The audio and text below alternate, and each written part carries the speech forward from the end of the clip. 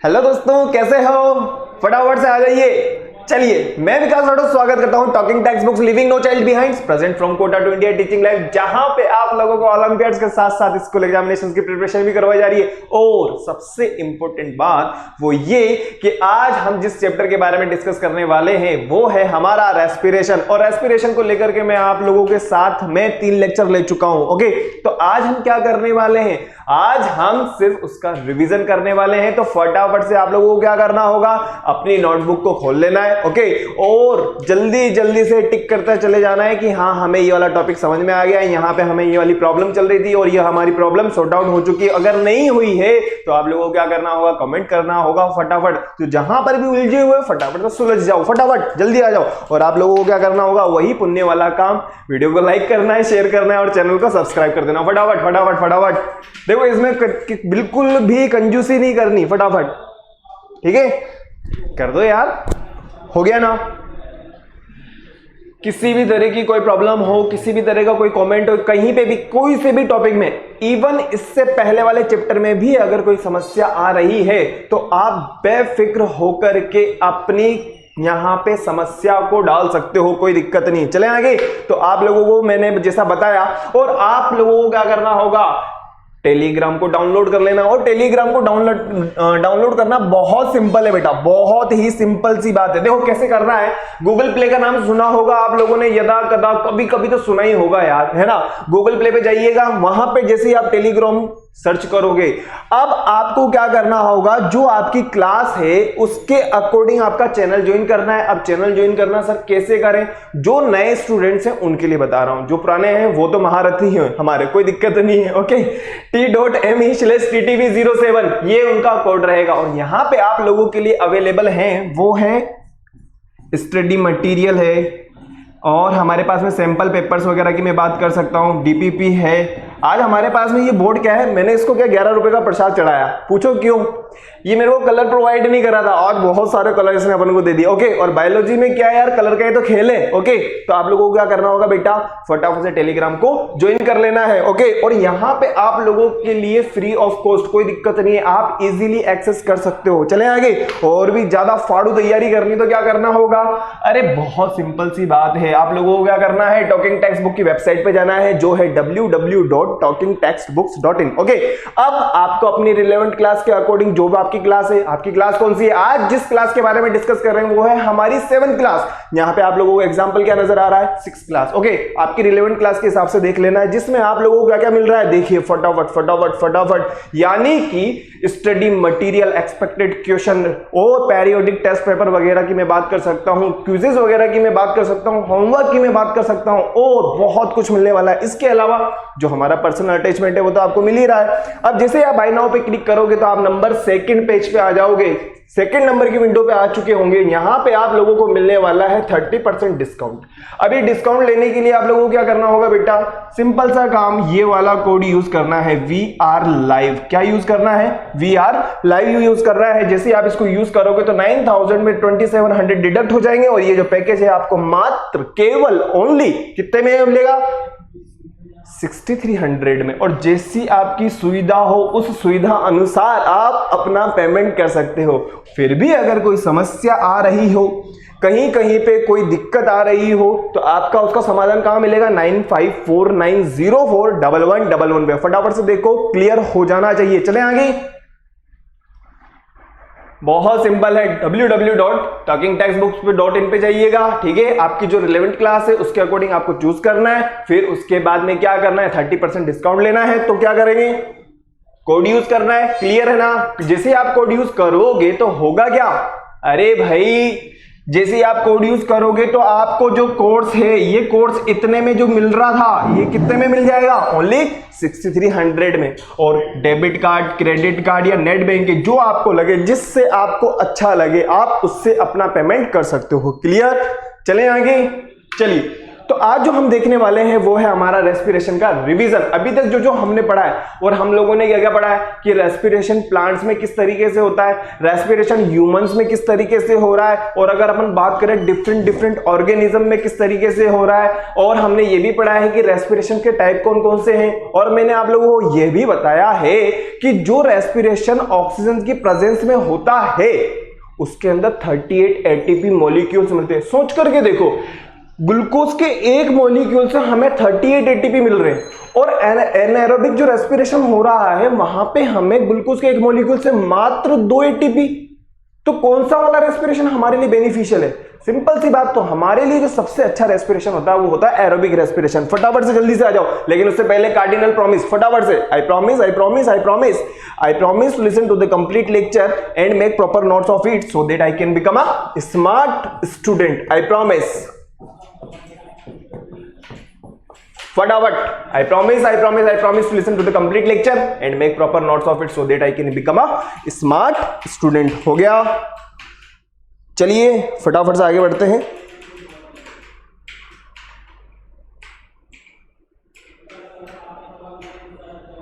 हो गया ना? चलिए, तो आज अपन लोग क्या देखेंगे बेटा?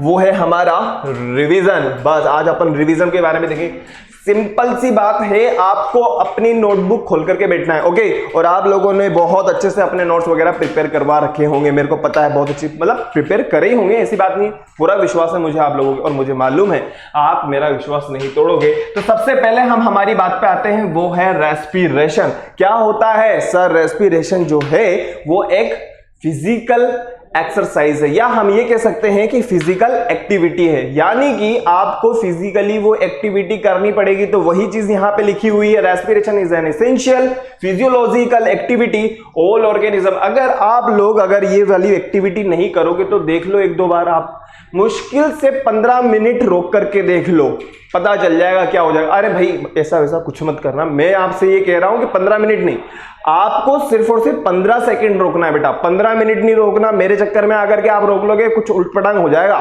ऐसा कोई काम नहीं करना, ओके? कहने का मतलब यह है कि रेस्पिरेशन बहुत एसेंशियल है, क्योंकि हमारी बॉडी को ऑक्सीजन की जरूरत है ना बेटा। अब एक बात बताओ, अगर हमने सांस रोक ली तो क्या होगा? अरे भाई भगवान को प्यारे हो जाएंगे हम 2 मिनट में, इसलिए ऐसी कोई एक्टिविटी नहीं करनी हम लोगों को, ओके? वो एक्टिविटी मैं आप लोगों को यहाँ पे समझा दूंगा, हमारी एनसीईआरटी में भी कुछ चीजें दी हुई है, वो भी मैं आप लोगों को बताऊंगा, लेकिन हमें ऐसा कुछ नहीं करना है। और जो स्टूडेंट्स एनसीईआरटी को पढ़ रहे हैं तो उसमें हमारी एक्टिविटी नंबर 1 है, और उसमें लिखा हुआ है कि आप अपनी नोट्स को थोड़ी सी देर के लिए बंद करके देखो, तो ऐसा हमें कुछ नहीं करना, ओके? ओनली 5 सेकंड से लेकर के 10 सेकंड के लिए हमें रोक करके देखना है। वो इसलिए आप लोगों को बताया है कि रेस्पिरेशन हमारे जीवन में कितना इंपॉर्टेंट एक्टिविटी है, या हम ये कह सकते हैं कि बहुत इंपॉर्टेंट प्रोसेस होती है। 15 मिनट कोई रोकने के लिए कहेगा, पहले तो उसके मुंह पे थप्पड़ मारनी है, भैया क्यों? मेरा जीवन है, मुझे बहुत प्यारा है। पहली बात आपको ये बहुत, देखो इसमें कोई मजाक नहीं, आपको रेस्पिरेशन करना है, बहुत तरीके से करना है, क्योंकि रेस्पिरेशन हमारे जीवन का बहुत इंपॉर्टेंट पार्ट होता है। उसी की वजह से हमारे फूड का जो है ऑक्सीडेशन हो रहा है। क्लियर है ना?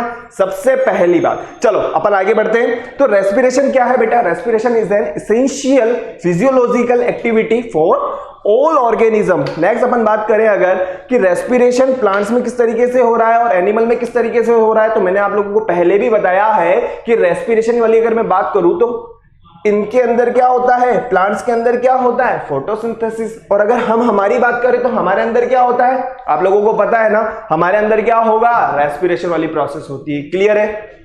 अब मैं आप लोगों को एक चीज बताऊं, वो ये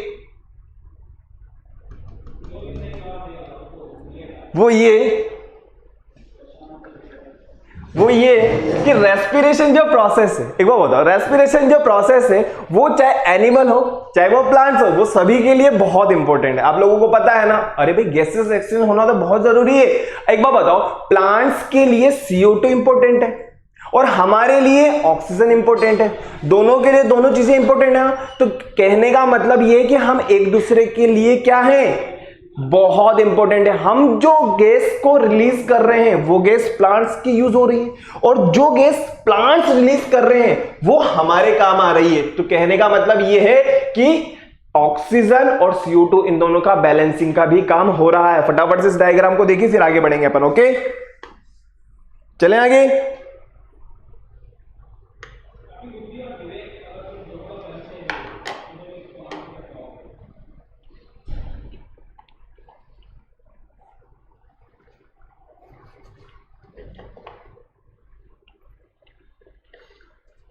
आई होप मजा आ रहा होगा ना बेटा।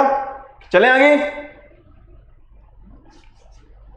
देखिए, रेस्पिरेशन की मैं बात करूं तो रेस्पिरेशन कैसा प्रोसेस होगा, अब आप लोगों को यहां पे नजर आ रहा होगा, a process in living organism involving the production of energy typically with the intake of oxygen. हम इसमें क्या करेंगे, ऑक्सीजन हमारे काम आ जाएगी और कार्बन डाइऑक्साइड इस प्रोसेस में हमारी बॉडी से बाहर निकल जाएगी। और आप लोगों को पता है इसमें क्या होगा, ऑक्सीडेशन ऑफ फूड होगा। क्या होगा बेटा, फूड का ऑक्सीडेशन होगा। क्लियर है?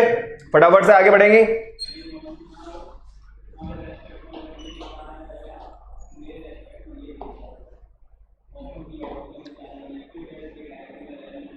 चलें आगे। बस हम लोग रिवीजन कर रहे हैं बेटा आज। ओके, मैंने आप लोगों को पहले भी इस बारे में समझा दिया है, आज कोई टेंशन वाली बात नहीं है। लेकिन अगर अभी तक कहीं पर भी आप उलझे हुए हैं या किसी भी टॉपिक में प्रॉब्लम आ रही तो मैं आज आप लोगों को बिल्कुल क्लियर कर दूंगा, टेंशन वाली बात नहीं है। और जो स्टूडेंट्स हमारे साथ में आज जुड़ रहे हैं नए, उनके लिए कोई दिक्कत की बात नहीं, हम स्टार्टिंग से ले रहे हैं। ठीक है, तो सबसे पहले अपन बात करते हैं रेस्पिरेशन के लेकर के। तो रेस्पिरेशन क्या है बेटा, मैंने आप लोगों को पहले भी बताया है, फिजिकल एक्टिविटी है, हमें करना ही पड़ेगा। और आप लोगों को यह भी पता है कि इस प्रोसेस के अंदर क्या होता है, ये कैसी प्रोसेस होती है, केटाबोलिक प्रोसेस होती है। सर समझ में नहीं आया कि केटाबोलिक का मतलब क्या होता है, एक बार बताओ। केटाबोलिक का मतलब, केटाबोलिक, काटाबोलिक, काटाबोलिक मतलब एक बार बताओ, C6H12O6 ये किस में कन्वर्ट हो रहा है, CO2 और H2O में कन्वर्ट हो रहा है ना।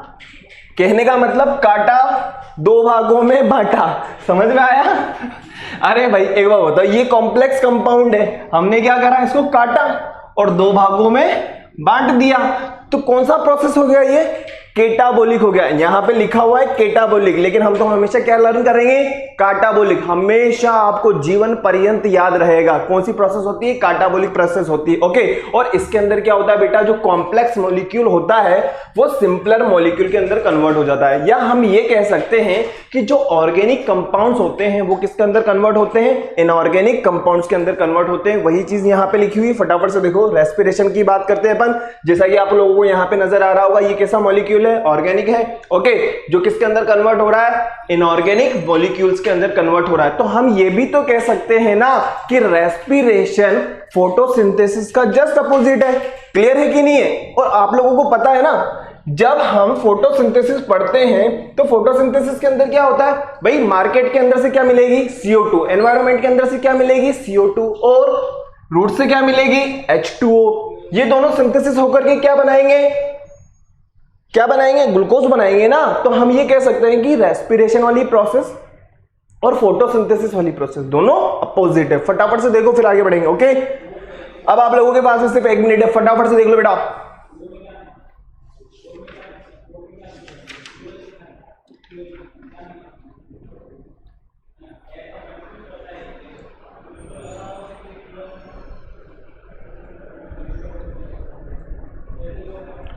फोर्टी 40, 39, 37, 36, 35, 34, 33, 31, 30, 28। क्लियर है? ये समय सीमा है आप लोगों के लिए। बस जैसे ही ये टाइम हमारा खत्म हो जाएगा, हम आगे वाली स्लाइड पे चलेंगे। ओके,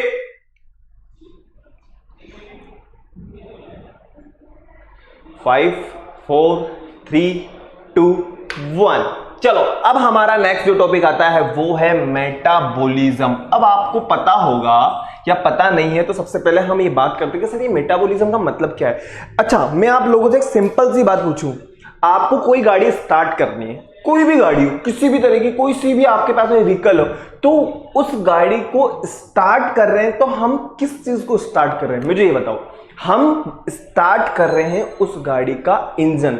इस दुनिया की कोई सी भी गाड़ी हो, उसका हम क्या स्टार्ट कर रहे हैं? इंजन स्टार्ट कर रहे हैं। इंजन स्टार्ट होगा तो वो गाड़ी से आप कोई सा भी काम कराओ, किसी भी तरह का कोई भी काम करवाओ, वो गाड़ी काम करेगी। वैसे ही हमारी बॉडी का जो इंजन है वो क्या है? मेटाबॉलिज्म है। इसीलिए तो आप लोगों को पता होगा, जब हम सवेरे उठते हैं तो हम थोड़ी सी चाय पीते हैं। क्यों पीते हैं? अरे भाई अभी तो सवेरे उठे, हमारी बॉडी का इंजन चालू ही नहीं हुआ है ना? तो हम क्या करते हैं? थोड़ी सी चाय वगैरह पी लेते हैं। या बहुत से स्टूडेंट्स होंगे या बहुत से जो हम बात करें तो वो क्या करते होंगे? थोड़ा बहुत गर्म पानी पी लेते होंगे, दूध वगैरह पी लेते होंगे। अपना अपना क्राइटेरिया, मतलब हम मान सकते हैं। तो वो क्या कर रहे हैं? अपनी बॉडी के मेटाबॉलिज्म को एक्टिव कर रहे हैं। और हमारी बॉडी का जो मेटाबॉलिज्म है वो दो पार्ट के अंदर है। एक होता है एनाबॉलिज्म, दूसरा होता है बेटा केटाबॉलिज्म। अब एनाबॉलिज्म क्या है सर? तो एनाबॉलिज्म जो है वो ऐसा पार्ट है जिसके अंदर हम बात कर सकते हैं कि जो सिंपलर मॉलिक्यूल्स होते हैं वो कॉम्प्लेक्स मॉलिक्यूल के अंदर कन्वर्ट होते हैं। केटाबॉलिज्म मैंने आप लोगों को जस्ट अभी बताया, काटाबोलिक या केटाबॉलिज्म एक ही बात है। अब इसमें क्या होगा? काटा दो भागों में बांटा, मतलब इसके अंदर क्या होगा? जो कॉम्प्लेक्स मॉलिक्यूल है वो किस में कन्वर्ट हो जाएगा बेटा? वो सिंपलर मॉलिक्यूल्स के अंदर कन्वर्ट हो जाएगा। फटाफट से देखो, यही चीज लिखी हुई है। आज आप लोगों को समझ में आ गया होगा what is the meaning of metabolism. Okay, अब आप लोगों को आपके विवेक अनुसार इस मेटाबॉलिज्म का वर्ड का मीनिंग लर्न करना है। ओके, तो यहां पे जो लिखा हुआ है वो ये है, the sum total of all vital activities is called metabolism. Vital activity refer to all physiochemical activity of the cell, it has to accepts. Next अपन बात करें एनाबॉलिज्म एंड केटाबॉलिज्म। एनाबॉलिज्म के अंदर अपन बात करें तो आप लोगों को मैंने बताया है फोटोसिंथेसिस। फोटोसिंथेसिस में क्या होता है आप लोगों को पता है ना? दो इनऑर्गेनिक मॉलिक्यूल्स कन्वर्ट होकर के लार्ज कॉम्प्लेक्स ऑर्गेनिक मॉलिक्यूल्स में कन्वर्ट होते हैं। केटाबॉलिज्म की अगर मैं बात करूं तो केटाबॉलिज्म रेस्पिरेशन, और रेस्पिरेशन में हम लोगों ने पढ़ा है जस्ट अभी क्या कि एक लार्ज मॉलिक्यूल कन्वर्ट होता है दो छोटे सिंपलर इनऑर्गेनिक मॉलिक्यूल्स के अंदर। आई होप क्लियर हो गया होगा आप लोगों को। अगर मैं इसका एग्जांपल बताऊं तो CO2 प्लस H2O दोनों मिलकर के क्या बना रहे हैं? C6H12O6, और इसका नाम हम जानते हैं क्या होता है? ग्लूकोज होता है। क्लियर है? यहां पे जो C6H12O6 है या इसका नाम मैं ग्लूकोज भी बोल सकता हूं, ये किस में कन्वर्ट हो रहा है? CO2 और H2O के अंदर कन्वर्ट हो रहा है। थोड़ा सा अपन जो है अपने मार्कर का कलर चेंज कर लेते हैं, ठीक है? चलिए, ग्रीन कलर बहुत देर होगी, ठीक है? चलो फटाफट चले आगे। क्लियर हो गया? चलो मेटाबॉलिज्म, फटाफट से ये ला मेटाबॉलिज्म के दो पार्ट फटाफट से आप लोगों को नजर आ रहा होगा किस तरीके से एनाबॉलिज्म के अंदर क्या हो रहा है? छोटे छोटे स्मॉलर मॉलिक्यूल्स कन्वर्ट हो रहे हैं किसमें? लार्जर मॉलिक्यूल्स के अंदर। और यहां पे आप लोगों को नजर आ रहा होगा जो लार्जर मॉलिक्यूल्स हैं वो सिंपलर मॉलिक्यूल्स के अंदर कन्वर्ट हो रहे हैं। क्लियर? फटाफट से देखो फिर आगे बढ़ेंगे।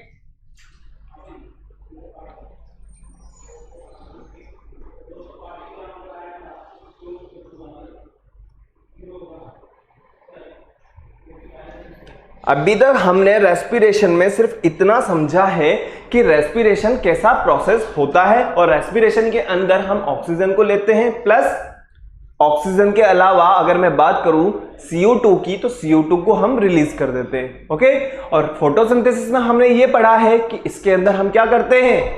ऑक्सीजन, या प्लांट्स की अपन बात करें तो ऑक्सीजन को रिलीज करते हैं और कार्बन डाइऑक्साइड को यूज करते हैं। क्लियर है? चलें आगे। चलिए अब हम बात करते हैं difference between respiration and photosynthesis. अब एक बात बताओ, रेस्पिरेशन की अगर मैं बात करूं तो क्या हमने इसको केटाबॉलिज्म प्रोसेस में लिया कि नहीं लिया? लिया है। मैंने आपको इसका एग्जांपल भी बताया था। इसकी अगर मैं बात करूं तो इसको अंदर किसके अंदर लेंगे हम? अरे भाई एनाबॉलिक प्रोसेस है ना, ठीक है? अगर यहां पे हम बात करें तो कार्बोहाइड्रेट जो होता है वो क्या होगा? सिंपलर मॉलिक्यूल्स के अंदर कन्वर्ट हो रहा है। यहां पे क्या हो रहा है? कार्बोहाइड्रेट ही बनेगा। नेक्स्ट अपन यहां पे बात करें, एनर्जी किसकी फॉर्म में आएगी? एटीपी की फॉर्म में। ओके, और आप लोगों को पता है ना फोटोसिंथेसिस के अंदर हम क्या करते हैं? सन से जो सनलाइट आती है ना, उस सनलाइट का यूज करते हैं। यहां पे कोई लाइट वाइट नहीं मिलेगी हम लोगों को, लेकिन यहां पे हमें एनर्जी मिलेगी। यहां पे अगर अपन बात करें तो CO2 बढ़ेगी और वहां पे क्या होगा, CO2 का यूज होगा। हम ये भी तो कह सकते हैं ना कि यहां पे ऑक्सीजन यूज होगी और वहां पे ऑक्सीजन रिलीज होगी। क्लियर है? फटाफट से it takes place in living cells. यहां पे हम बात करें ये कहां पे होगा, आप लोगों को बहुत अच्छी तरीके से पता है, फोटोसिंथेसिस भाई प्लांट्स वगैरह के अंदर होगा। ओके, फटाफट से इसकी रिएक्शन के ऊपर आ जाते हैं अपन लोग फटाफट से। C6H12O6 जो है वो ऑक्सीजन की प्रेजेंस में। अब आप बोलोगे सर यहां पे ऑक्सीजन क्यों ली हम लोगों ने? अरे बेटा, जो कार्बोहाइड्रेट है वो क्या है, वो ग्लूकोज है, कहने का मतलब फूड है। उस फूड का ऑक्सीडेशन किसकी प्रेजेंस में होगा? ऑक्सीजन की प्रेजेंस में तो होगा ना यार। तो ऑक्सीजन की प्रेजेंस में हमने ऑक्सीजन यहां पे लिया जो किसमें कन्वर्ट हो रहा है, CO2 और H2, और क्या मिल रहा है हमें, 38 ATP मॉलिक्यूल्स मिल रहे हैं एनर्जी के, जो किसकी फॉर्म में मिलते हैं, ATP की फॉर्म में मिलते हैं। क्लियर? यहां पे अगर हम बात करें तो आप लोगों को पता है इनऑर्गेनिक मॉलिक्यूल्स क्लोरोफिल और सनलाइट की प्रेजेंस में क्या होगा, ग्लूकोज के अंदर कन्वर्ट होंगे और जीवनदायिनी वायु जिसे ऑक्सीजन कहा जाता है। और आप लोगों को पता है हम जैसे पेड़ पौधों के नीचे जाते हैं तो हमें गर्मी का एहसास होता है, सॉरी गर्मी का एहसास नहीं होता, कभी भी आप पेड़ के नीचे जाओगे ठंडक का एहसास होता है। क्यों? क्योंकि जो वाटर होता है वो वेपर की फॉर्म में बाहर आता है, जिस प्रोसेस को कहा जाता है ट्रांसपीरेशन। ओके, तो यहां पे आप लोगों को क्लियर हो गया होगा। चले आगे, difference between respiration and photosynthesis. Clear? चलें आगे।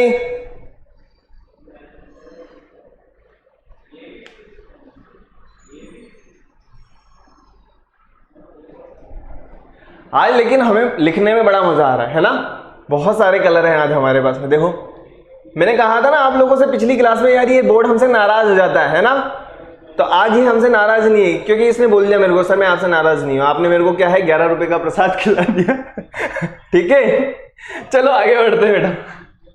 चलिए चलिए चलिए चलिए फटाफट। अब हम बात करते हैं कि हम रेस्पिरेशन क्यों कर रहे हैं। आपके दिमाग में ये क्वेश्चन तो आया ही होगा कि हम रेस्पिरेशन क्यों कर रहे हैं, बताइए। अब एक बात बताओ, क्या आप फूड खा रहे हो?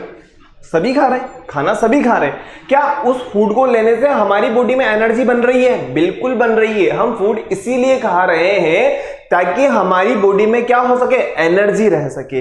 अब क्या वो एनर्जी खाना खाते ही आ जाती है क्या? नहीं, वो खाना खाने से एनर्जी नहीं आ रही है। वो फूड जो हमने खाया है उस फूड का क्या हो रहा है, ऑक्सीडेशन हो रहा है। किसकी प्रेजेंस में? ऑक्सीजन की प्रेजेंस में। और ऑक्सीजन कैसे मिलेगी? रेस्पिरेशन वाली प्रोसेस से मिलेगी। अब आपको क्लियर हो गया होगा कि हम रेस्पिरेशन क्यों कर रहे हैं। Okay, a cell is the smallest structural and functional unit of an organism. Each cell of an organism performs certain functions such as nutrition, transport, excretion and reproduction. To perform these functions, the cell needs energy. और ये energy किसके through आएगी बेटा? आप लोगों को पता है ना, रिप्रोडक्शन के थ्रू आएगी, रेस्पिरेशन वाली प्रोसेस के थ्रू आएगी।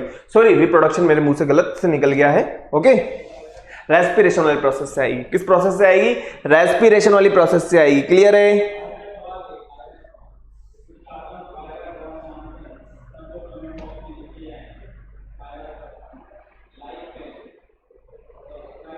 चलें आगे।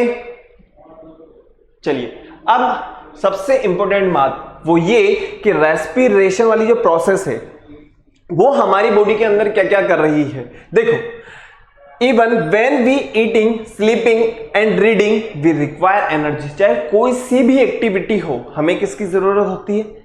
एनर्जी की जरूरत होगी। और वो एनर्जी हमें किस प्रोसेस के थ्रू मिलेगी?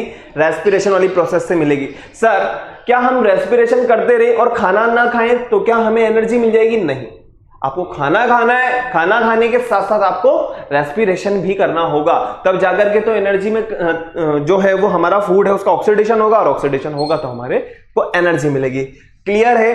To perform this function the cell needs energy. कोई सा भी प्रोसेस हो, किसी भी तरह की कोई भी प्रोसेस हो, इवन हम सो रहे हैं, हम खा रहे हैं, पी रहे हैं, मतलब कोई सी भी एक्टिविटी कर रहे हैं, हमें किसकी जरूरत रहेगी? एनर्जी की जरूरत रहेगी। और आप लोगों को पता है कि एनर्जी का अल्टीमेट सोर्स हमारा क्या है? फूड। अब फूड जैसे जाएगा, रेस्पिरेशन करेंगे तो ऑक्सीडेशन होगा, ऑक्सीडेशन ऑक्सीजन की प्रेजेंस में होगा। ऑक्सीजन हमें कैसे मिल रही है? क्योंकि हम रेस्पिरेशन कर रहे हैं। क्लियर? फटाफट से वही चीज लिखी हुई है, फटाफट से देखो। ओके, आप कोई सी भी एक्टिविटी करो, एनर्जी तो चाहिए चाहिए। इवन आप पढ़ रहे हो और मैं पढ़ा रहा हूं, इसमें भी मुझे एनर्जी चाहिए ही चाहिए। क्लियर है? चले आगे फटाफट से। अब ये जो प्रोसेस है आप लोगों को एज इट इज ये लाइन मिलेगी आपको एनसीईआरटी के अंदर। अब आप बोलोगे सर ये एनसीईआरटी के अंदर क्या लिखा हुआ है? तो यीस्ट के बारे में लिखा हुआ है। यीस्ट जो होते हैं वो फर्मेंटेशन वाली प्रोसेस में हेल्प करते हैं। किसमें? जैसे कि आप लोगों को पता होगा वाइन है, बियर है या अल्कोहल की मैं बात करूं तो ये कौन सी प्रोसेस के थ्रू बनता है? फर्मेंटेशन प्रोसेस के थ्रू बनता है, मतलब एनाएरोबिक रेस्पिरेशन के थ्रू बनता है। क्लियर है? अब आप बोलोगे सर एनाएरोबिक रेस्पिरेशन क्या होता है? सब्र रखो, थोड़ा सा सब्र रखो, हमें एनसीईआरटी को भी देखना है, इस वजह से मैंने ये वाली लाइन यहां पे लिखी। क्लियर है? चले आगे। तो आप लोगों को सबसे इंपॉर्टेंट बात वो ये कि जब हम कोई भी एक्टिविटी कर रहे हैं, मतलब कि एक बात बताओ, जब आप दौड़ रहे हो तो आप लोगों को पता लगा होगा कि यार कुछ ज्यादा हमें रेस्पिरेशन करना पड़ रहा है, रेस्पिरेशन की जो रेट है वो बढ़ गई है। क्यों? क्योंकि हम उस टाइम पे क्या कर रहे हैं? जिम वगैरह कर रहे हैं। और उस टाइम पे क्या होता है? हमें ज्यादा रेस्पिरेशन करने की जरूरत होती है, मतलब कि हमें ऑक्सीजन की ज्यादा नीड है। तो ऑक्सीजन की ज्यादा नीड है तो हम क्या करते हैं? लेकिन ऐसा थोड़ी ना है कि एक बार जिम कर लिया, एक बार हम ऊपर नीचे सीढ़ी वगैरह उतर लिए, चढ़ लिए तो बार बार पूरी जिंदगी भर। लेकिन जैसे हमारी बॉडी की रिक्वायरमेंट कंप्लीट हो चुकी होती है, हमारी रेस्पिरेशन की जो रेट होती है वो भी नॉर्मल हो चुकी होती है। फटाफट से देखो यहां पे, our muscle cells can also respire anaerobically but only for a short time when there is a temporary deficiency of oxygen। मतलब हमें कुछ टाइम के लिए ऑक्सीजन जितनी हमारी बॉडी को रिक्वायरमेंट है उतनी मिल नहीं रही है। इस वजह से हम क्या कर रहे हैं? जल्दी जल्दी से रेस्पिरेशन कर रहे हैं। ड्यूरिंग हैवी एक्सरसाइज, जब आप बहुत ज्यादा एक्सरसाइज कर रहे होंगे ना, उस टाइम में पता है क्या होगा? आप लोग कुछ मत करो, आप तो एक काम करो, सवेरे उठो और 1 किलोमीटर दौड़ लो। आप लोगों को पता चल जाएगा, यहां पे भी हल्का सा दर्द होना स्टार्ट हो जाएगा और जल्दी जल्दी सांस होगी, लेकिन थोड़ी सी देर के बाद में वो नॉर्मल हो जाएगा। तो उस कंडीशन में क्या हो रहा है? उस कंडीशन में ये हो रहा है कि एनाएरोबिक रेस्पिरेशन हो रहा है। ओके, अब आप लोगों के पास में ये 2 क्वेश्चन आ चुके होंगे कि सर एनाएरोबिक रेस्पिरेशन क्या है और एरोबिक रेस्पिरेशन क्या है। तो सबसे पहले अपन बात करेंगे एरोबिक रेस्पिरेशन क्या होता है और एनाएरोबिक रेस्पिरेशन क्या होता है। 1 मिनट बात करते हैं अपन टाइप्स ऑफ रेस्पिरेशन के बारे में। टाइप्स ऑफ रेस्पिरेशन 2 टाइप के होते हैं बेटा। पहला होता है एरोबिक रेस्पिरेशन, दूसरा होता है एनाएरोबिक रेस्पिरेशन। सबसे पहले इस वाली स्लाइड को एक बार निहार लो। इस स्लाइड को निहारने के बाद में बढ़िया से इसका दीदार कर लो, फिर अपन आगे बढ़ेंगे। Okay,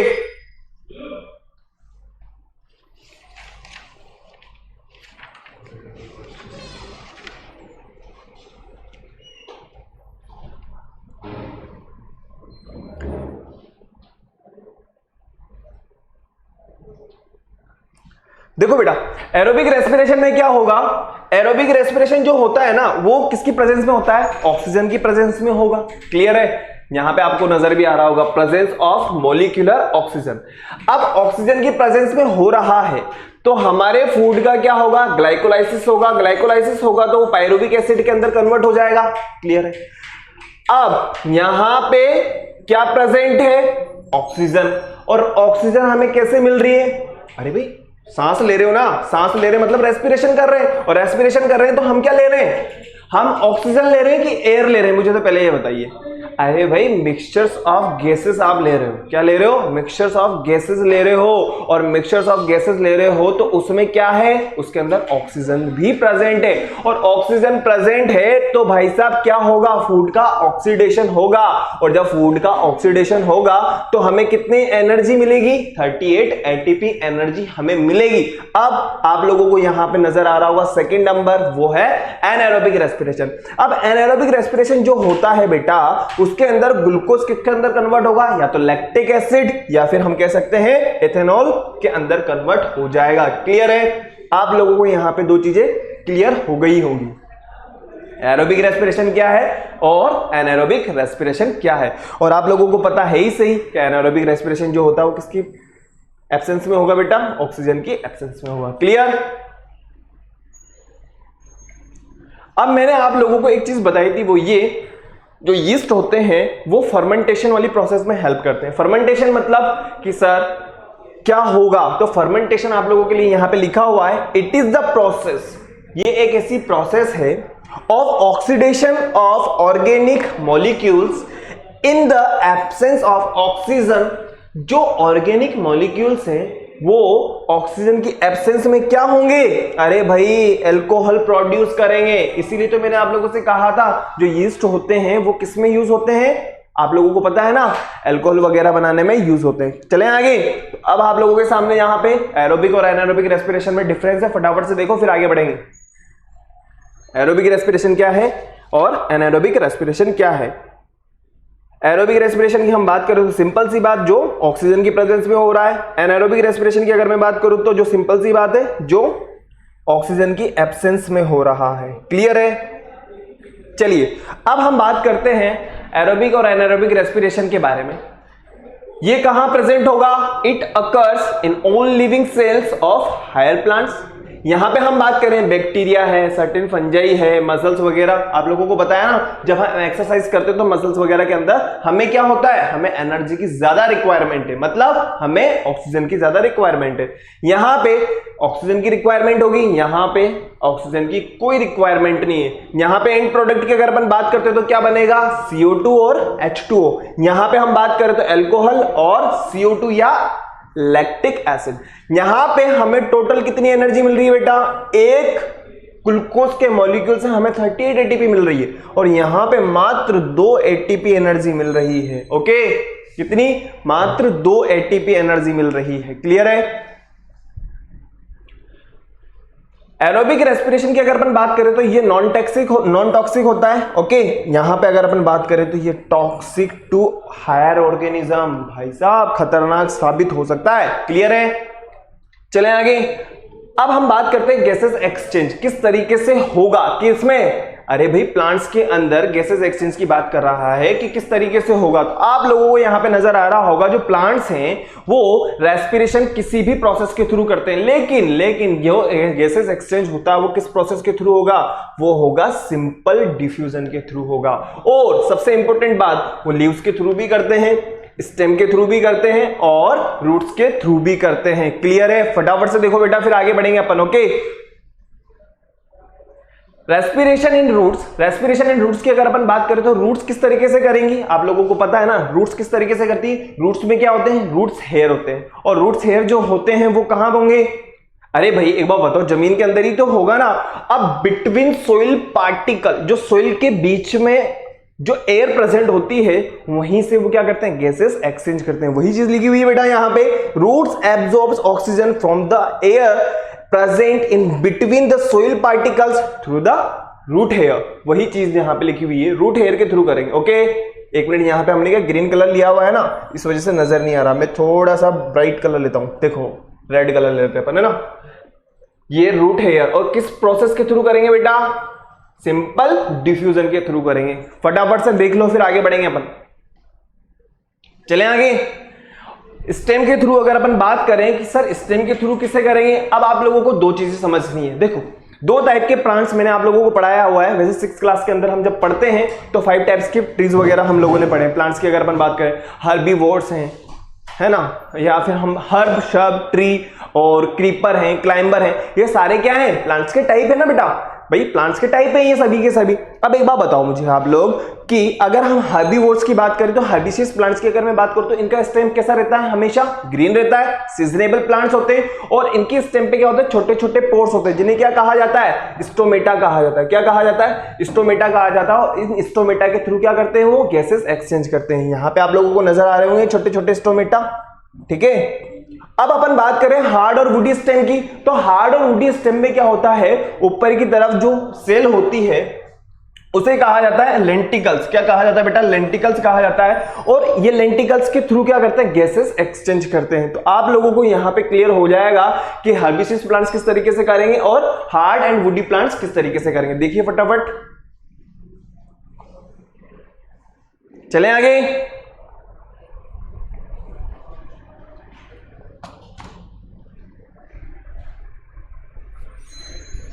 In herbaceous plants, stem have small openings in their epidermal cells called stomata.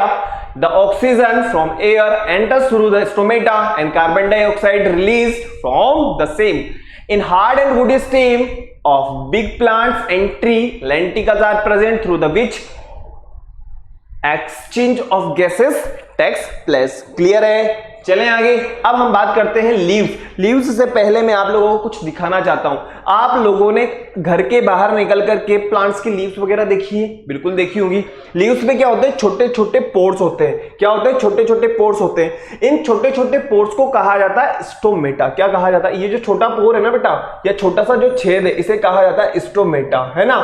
अब ये जो छोटे छोटे स्टोमेटा होते हैं, आप लोगों को पता है गार्ड सेल्स होते हैं, किडनी लाइक शेप होती है। जब यहां पे क्या होगा, CO2 तो अंदर चली जाएगी और ऑक्सीजन और वाटर रिलीज हो जाएगा। CO2 अंदर जाएगी और ऑक्सीजन और वाटर रिलीज हो जाएगा। अब ये किस तरीके से होगा? आप लोगों को पता है फोटोसिंथेसिस प्रोसेस के थ्रू होगा। कौन सी प्रोसेस के थ्रू होगा? तो यहां पे हमने देखा कि रूट के थ्रू भी हो रहा है, दूसरा हमने ये देखा स्टेम के थ्रू भी हो रहा है, और हमने थर्ड नंबर पे देखा कि लीव्स के थ्रू भी हो रहा है। फटाफट से इसको देखते हैं। Okay, respiration in leaves. तो रेस्पिरेशन इन लीव्स की अगर अपन बात करें तो आपको मैंने बताया छोटे छोटे पोर्स होते हैं जिन्हें क्या कहा जाता है? स्टोमेटा कहा जाता है। जहां से क्या होगा? गैसेस एक्सचेंज होगा ना भाई, गैसेस का एक्सचेंज होगा। क्लियर है? जहां पे, और इस वाली प्रोसेस को क्या कहा जाता है आप लोगों को पता है? स्टोमेटा। और स्टोमेटा के अंदर क्या होगा? ग्लूकोज बन रहा है, मतलब फूड सिंथेसाइज हो रहा है। उससे होगा क्या? प्लांट्स को एनर्जी वगैरह मिलेगी। क्लियर है?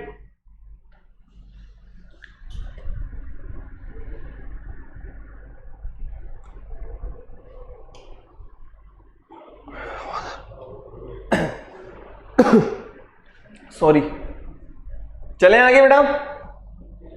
चलिए फटाफट से अब हम बात करते हैं सेल सरफेस गैसेस एक्सचेंज कि सेल की जो सरफेस है वहां से वो किस तरीके से करेंगे। तो देखो सिंपल सी बात है, जो अमीबा वगैरह होते हैं ना, वो अमीबा किसके थ्रू करेंगे बेटा? भाई यूनिसेल्युलर ऑर्गेनिज्म है तो वो अपनी सरफेस के थ्रू ही करेंगे। एक ही सेल प्रेजेंट है, अमीबा की बात करूं या मैं पैरामीशियम की बात करूं, किसके थ्रू करेंगे? अपनी सेल मेम्ब्रेन के थ्रू ही करेंगे। ओके, वही चीज यहां पे लिखी हुई है। Exchange of gases occurs between cell surface and surrounding medium in protozoas, protist.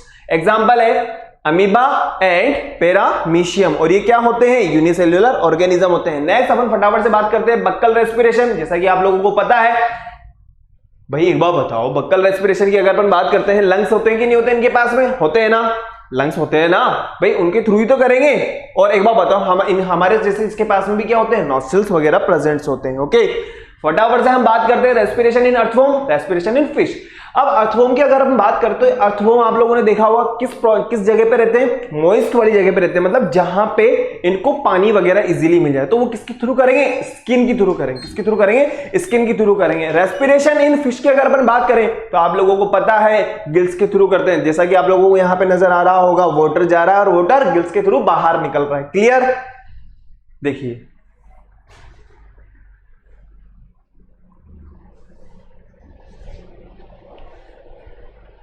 चले आगे।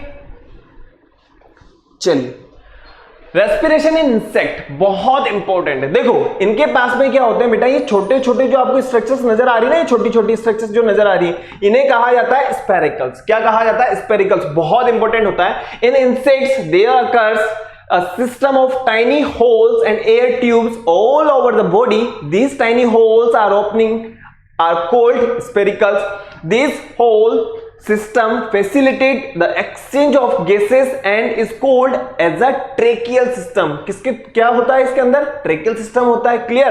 During breathing, oxygen of air enters the spherical and reaches to the each and every part of insect's body through trachea and tracheoles. The carbon dioxide produced during the respiration is carried back by trachea and tracheoles, और spiracle के through क्या हो जाएगा बेटा? बाहर निकल जाएगी। Okay, तो ऑक्सीजन आ भी गई है और ऑक्सीजन CO2 जो है वो बाहर भी निकल चुकी है। The same mechanism is followed in other insects like house flies हैं, ओके, मॉस्किटो हैं, बीज वगैरह हैं, आई होप क्लियर हो गया होगा फटाफट से। अब हम बात करते हैं रेस्पिरेशन इन ह्यूमन। आप लोगों को मैंने पहले भी बताया है और आपको लोगों को मैं दोबारा फिर से बता रहा हूं कि हमारी जो बॉडी है वहां पे क्या प्रेजेंट है, आप लोगों को पता होगा नोज है। ओके, और नोज के अंदर अपन बात करें तो क्या होते हैं, हेयर प्रेजेंट होते हैं। ये क्या करते हैं, फिल्ट्रेशन का काम करते हैं। क्या करते हैं, फिल्ट्रेशन का काम करते हैं। जैसा कि आप लोगों को नजर आ रहा होगा, जब एयर लेंगे तो एयर में क्या होता है बेटा, डस्ट पार्टिकल्स भी होंगे। वो डस्ट पार्टिकल्स क्या होता है, हेयर के अंदर रह जाते हैं। ठीक है, वही चीज यहां पे लिखी हुई है, hairs and mucus in the nasal passage filter air, they block dust particle from entering the body. Okay, ताकि हमारी बॉडी के अंदर क्या हो सके, अरे भाई हमारी बॉडी के अंदर वो अंदर ना जाए, सिंपल सी बात है। इसीलिए क्या होता है, नोज के अंदर हेयर प्रेजेंट होते हैं। क्लियर, फटाफट से देखो बेटा, हम बात कर रहे हैं फटाफट से अब वो ये कि जो रेस्पिरेशन ह्यूमंस के अंदर होता है तो उसमें कौन कौन से इंपॉर्टेंट पार्ट्स होते हैं। सबसे पहले इस वाले चीज को समझो, मैंने आपको पहले भी बताया, वापस से रिवीजन देख रहे हैं। जो आपको यहां पे नजर आ रहा है ये सिंपल सा क्या है, नोस्ट्रियल है। क्या है, नोस्ट्रियल है। सिंपल क्या है बेटा, नोस्ट्रियल है। एक्सटर्नल नोस्ट्रियल भी कहा जा सकता है। अब अपन थोड़ा सा इसके अंदर की बात करते हैं तो इसे क्या कहा जाएगा भाई, एक बात बताओ, जैसे हमने माउथ को ओरल कैविटी कहा था, वैसे नोज वाली को क्या कहा जाएगा, नेजल कैविटी कहा जाएगा। क्लियर है। अब इसके अंदर क्या होंगे, इंटरनल नर्व्स होंगे। ओके, और आप लोगों को पता है फेरिंग्स के बारे में मैंने आप लोगों को न्यूट्रिशन वाले चैप्टर में भी बताया। फटाफट से इसको एक बार देखते हैं। अब देखना आप लोग, एक्सटर्नल नोस्ट्रिल की अगर हम बात करते हैं, first part of respiratory system it opens into nasal cavity. भाई नेजल कैविटी के अंदर एंटर होगा। Okay, and mean for inhalation of air from the outside. Next अपन बात करते हैं नेजल कैविटी की। This cavity separate from oral cavity by means of a hard and bony palate. आप लोगों को पहले भी बताया मैंने, ये जो ऊपर वाला होता है हमारा, इसे कहा जाता है बोनी पैलेट, हार्ड होता है। Okay, it is lined by ciliated columnar epithelial cells. जो किसका बना होता है, सिलिएटेड एपिथेलियल सेल्स का बना होता है। और आप लोगों को पता है बहुत इंपॉर्टेंट होता है। ओके, और यहां पे क्या प्रेजेंट होते हैं, हेयर वगैरह प्रेजेंट होते हैं जो क्या करते हैं, फिल्ट्रेशन का काम करते हैं। इंटरनल कैविटी के, इंटरनल नर्व्स की अगर मैं बात करूं, nasal cavity opens into it and it leads pharynx. जो कहां पे जाकर के मिलेगी, फेरिंग्स की जाकर के मिलेगी। और फेरिंग्स की अगर मैं बात करूं तो फेरिंग्स के बारे में मैंने आप लोगों को पहले भी बताया है, ये कॉमन पाथ होता है किसका, नेजोफेरिंग्स और ओरोफेरिंग्स का। इन दोनों का क्या होता है, कॉमन पार्ट होता है। क्लियर है, चले आगे। अब सबसे इंपॉर्टेंट बात कि सर यहां पे हमें इस टाइप के सी शेप्ड छल्ले नजर आ रहे हैं, रिंग लाइक नजर आ रही है ना, ये क्या होती है, अरे भाई ये कोलैप्सिंग को रोकती है। मतलब जो हमारा ट्रेकिया है वो वाली ट्रेकिया जो है वो कोलैप्स ना हो, तो वो कोलैप्सिंग के लिए प्रोवाइड करती, प्रोटेक्शन प्रोवाइड करती है। Rings of cartilage prevents windpipe from collapsing in air any situation. Next हम बात करें लैरिंग्स। लैरिंग्स आप लोगों को अगर आप थोड़ा सा महसूस करो, हमारे यहाँ गले पे अगर हम मेल की बात करते हैं तो हमें महसूस हो सकता है जो थोड़ा सा बाहर की तरफ निकलता हुआ होता है, और उसे क्या कहा जाता है, अरे भाई एडम्स एप्पल भी कहा जाता है। ओके, जो बाहर की तरफ निकला हुआ है ना उसे कहा जाता है। और ये इसे और क्या कहा जाता है, voice box is also known as this, क्योंकि यहां पे क्या होते हैं, साउंड्स वगैरह होते हैं। ओके, और उस साउंड्स की वजह से हम क्या है, बोल पा रहे हैं, वॉइस बॉक्स भी कहा जाता है। ओके, लैरिंग्स आप लोगों को क्लियर हो गया होगा। ओके, नाउ अपन आते हैं ट्रेकिया के ऊपर। ओके, और ट्रेकिया जो है मैंने आप लोगों को बताया कार्टिलेज के बने हुए शीशे के छल्ले होते हैं जो क्या करते हैं, कोलैप्सिंग को रोकेंगे। किसको, ट्रेकिया को।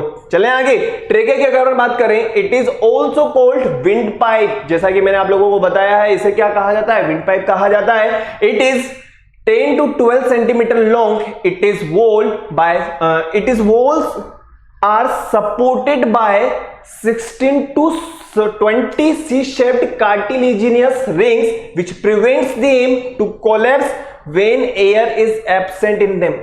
अब मान लो इसके अंदर एयर नहीं है, तो अगर मान लीजिए जैसे कि ये है पूरी की पूरी, ये वाली जो चीज आपको नजर आ रही है ना, ये वाली जो चीज है, अगर ये एयर नहीं है और कोलैप्स हो गई तो प्रॉब्लम हो जाएगी ना। तो क्या होता है, जो ये रिंग होती है ये जो रिंग्स होती हैं इसको कोलैप्सिंग से बचाती हैं ताकि ये चिपके नहीं। क्लियर। ब्रोंकाई की अगर अपन बात करें, अब ये जो ट्रेकिया है ये ट्रेकिया दो पार्ट के अंदर डिवाइड होगी, ब्रोंकाई, ओके, और ब्रोंकाई भी आगे जाकर के डिवाइड हो जाती है जिन्हें कहा जाता है ब्रोंकियोल्स। क्लियर है। अभी आप लोगों को और ज्यादा समझ में आ जाएगा। देखो ये था हमारा ट्रेकिया, ये ट्रेकिया दो पार्ट के अंदर डिवाइड हो गया ब्रोंकाई में, ओके, और ब्रोंकाई भी बहुत सारे पार्ट्स के अंदर डिवाइड हो रहे हैं जिन्हें कहा जाता है ब्रोंकियोल्स। वही चीज यहां पे लिखी हुई है, these are two light weight spongy pouches covered by a membrane called pleura. Bronchi are further branched into, जो ब्रोंकाई हैं वो वापस से बदल रहे हैं, मतलब वापस से ब्रांच में आ रहे हैं सेवरल ब्रोंकियोल्स, कुछ पार्ट्स के अंदर डिवाइड हो रहे हैं। At the end of bronchioles, अगर हम एंड की बात करें कि ब्रोंकियोल्स बाद में जाकर कहां मिलेंगे, वो मिलेंगे एल्वोलाई के अंदर। कहां मिलेंगे बेटा? एल्वोलाई के अंदर मिलेंगे, और एल्वोलाई के अंदर ही एक्चुअल गैसेस का एक्सचेंज होता है। क्लियर है। फटाफट से देखो, और नीचे की तरफ आप लोगों को डायफ्राम नजर आ रहा होगा जो क्या करता है, एक बार बताओ मैं आप लोगों को, एब्डोमेन कैविटी और थोरेसिक कैविटी को क्या करता है, सेपरेट करने का काम करता है। क्लियर। चलें आगे। मैकेनिज्म ऑफ ब्रीदिंग की अगर मैं अपनी बात करें तो ब्रीदिंग क्या है, सिंपल सी बात है, इनहेलेशन और एक्सहेलेशन, और कुछ नहीं है। ब्रीदिंग क्या है, इनहेलेशन है और एक्सहेलेशन है। प्रेशर और वॉल्यूम का इनवर्सली अपन बात कर सकते हैं। प्रेशर और वॉल्यूम क्या होते हैं, एक दूसरे के इनवर्स हैं यहां पे। Okay, clear. इनहेलेशन की अगर अपन बात करें तो आप लोगों को पता होगा, व्हेन थोरेसिक वॉल्यूम इंक्रीज, जब वॉल्यूम इंक्रीज हो गया है, air rushes into the lungs through trachea and nostril. Next अपन बात करें एक्सहेलेशन, मतलब बाहर निकल रही है, एयर कहां जा रही है, बाहर जा रही है। When air volume gets reduced and CO2 is pushed out from the lungs into the air through trachea and nostril. चलें आगे। चलिए, गैसेस एक्सचेंज की अगर अपन बात करते हैं, आप बोलोगे कि सर गैसेस एक्सचेंज हो कैसे रहा है, तो वही चीज यहां पे लिखी हुई है बेटा। एक बार बताओ, सिंपल डिफ्यूजन के थ्रू गैसेस का एक्सचेंज हो रहा है। मतलब हम ये कह सकते हैं कि जो गैसेस का एक्सचेंज हो रहा है, जो गैसेस का एक्सचेंज हो रहा है वो हो रहा है एल्वोलाई के अंदर। और आप लोगों को पता है जो ब्लड होता है, हमारे ब्लड में क्या होता है, हीमोग्लोबिन होता है, और हीमोग्लोबिन में क्या प्रेजेंट होते हैं, अरे भाई आयरन प्रेजेंट होता है। और आयरन क्या करता है, ऑक्सीजन के साथ में बॉन्डिंग करता है, और ऑक्सीजन के साथ में जब बॉन्डिंग करेगा तो एयर में से ऑक्सीजन यूज हो जाएगी और बाकी गैसेस बाहर निकल जाएंगी। क्लियर। चलें आगे फटाफट से। अब हम बात करते हैं सेल्यूलर रेस्पिरेशन।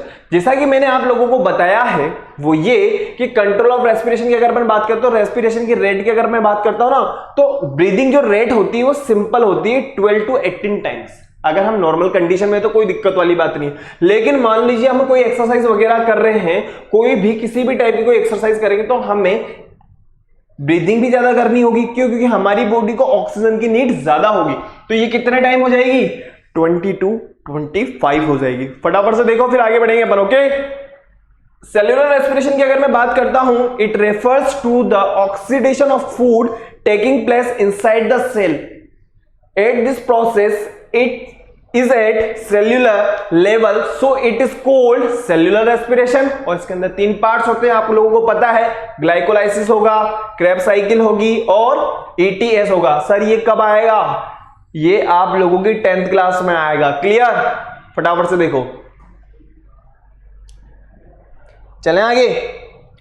चलिए, अब सबसे इंपॉर्टेंट बात, जो फूड हम ले रहे हैं और उस फूड का जो ऑक्सीडेशन हो रहा है तो किस तरीके से हो रहा है। तो देखना बेटा, ये हमारा क्या है, फूड है, कार्बोहाइड्रेट। ओके, जब हम डाइजेशन वाली प्रोसेस में आ चुके होते हैं और अगर इस ग्लूकोज को क्या करना है, ऑक्सीडेशन होना है, मतलब ग्लाइकोलाइसिस होना है। अभी जस्ट हम लोगों ने पढ़ा है ना इससे पहले कि फूड का क्या होता है, ग्लाइकोलाइसिस हो रहा है। देखो ग्लाइकोलाइसिस हो रहा है। चलें आगे। अब मेरी बात को समझना, अब ग्लाइकोलाइसिस होगा तो वो किसके अंदर कन्वर्ट हो रहा है, पायरुविक एसिड। अब अगर वो एब्सेंस इन ऑक्सीजन हो रहा है या इन एब्सेंस ऑफ ऑक्सीजन की प्रेजेंस में, या अगर अपन बात करें या ऑक्सीजन के एब्सेंस में हो रहा है, तो देखना एब्सेंस में तो क्या होगा, ओनली 2 ATP मिलेंगे, और ऑक्सीजन की प्रेजेंस में क्या होगा, 38 एटीपी एनर्जी मॉलिक्यूल्स हमें मिलेंगे। क्लियर है, कितने एटीपी मिलेंगे, 38 एटीपी मिलेंगे।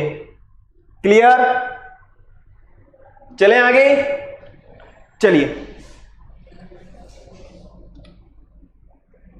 1 मिनट।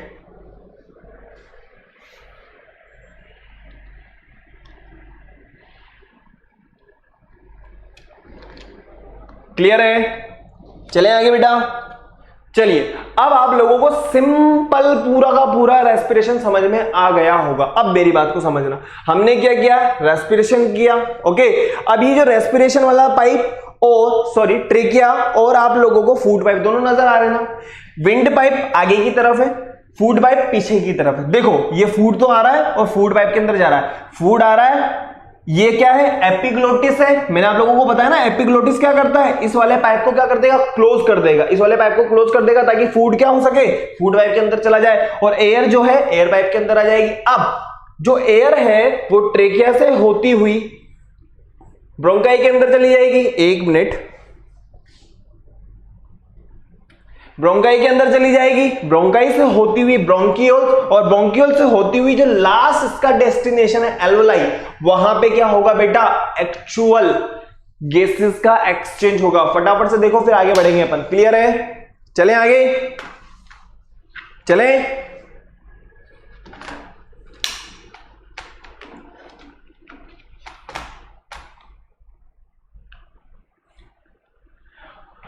तो आप लोगों को क्या करना होगा, जो हमने अभी तक इससे पहले 3 क्लासेस ली हैं उन 3 क्लासेस का निचोड़ है। इसके अलावा पिछली क्लास में मैंने आप लोगों को होमवर्क भी दिया था, याद है मुझे, है ना।